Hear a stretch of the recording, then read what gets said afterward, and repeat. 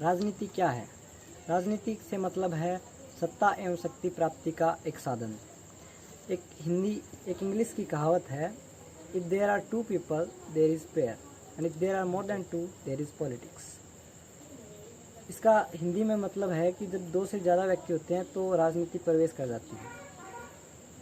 हमारे जन्म से लेकर मृत्यु तक राजनीति हमें विभिन्न प्रकार से प्रभावित करती है, तो हमारा कर्तव्य बनता है कि हम इसमें रुचि लें और इसको बेहतर बनाने में हम योगदान करें। लेकिन दुर्भाग्य है हमारा कि हमारे देश के युवा को राजनीति में ज़रा भी रुचि नहीं है। इसका खामियाजा इस प्रकार से भुगतता है कि एक गलत नेता, अयोग्य नेता वो चुनाव जीत जाता है और उस पर शासन करता है। जिस प्रकार दोस्तों एक सिक्के के दो पहलू होते हैं, इसी प्रकार हमारे देश की राजनीति के भी दो पहलू हैं, अच्छाई और उसकी कमियां, उसकी खूबियां और उसकी कमियां। तो सबसे पहले कमियों पर मैं चर्चा करता हूं। तो नमस्कार दोस्तों, मैं मनोज कुमार आज इस चर्चा में करूंगा राजनीति का पोस्टमार्टम।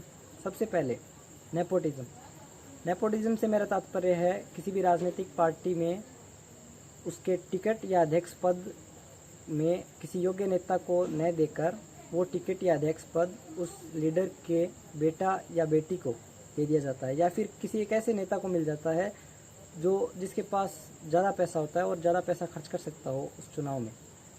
दूसरी बात, वोट बैंक की राजनीति। आप किसी भी चुनाव प्रचार में देखेंगे कि कोई भी नेता जब भाषण दे रहा होता है तब जाति या उसके धर्म के आधार पर वोटों की मांग करता है लोगों से, और इस तरह से वोट बटोरता है जो कि संविधान के खिलाफ है।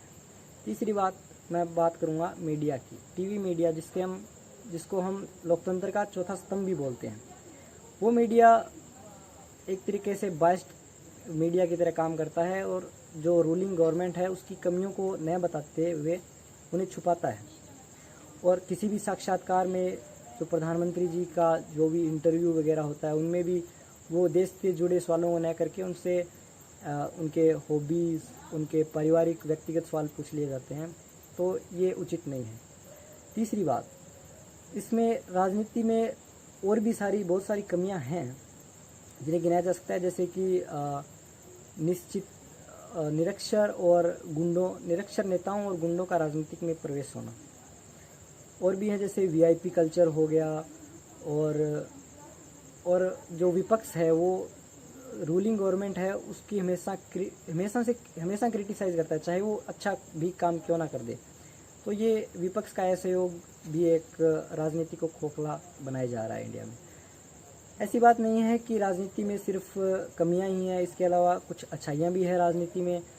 जैसे कि हमारे देश भारत देश में गरीब से गरीब व्यक्ति और अमीर से अमीर व्यक्ति को वोट देने का, अपने जो नेता है उसको, अपने लीडर का चुनाव करने का पूरा अधिकार होता है। तो ये सिर्फ एक अधिकार नहीं है, ये हमारा सबसे बड़ा हथियार भी है जो हम इस राजनीति को बदलने के लिए इस्तेमाल कर सकते हैं।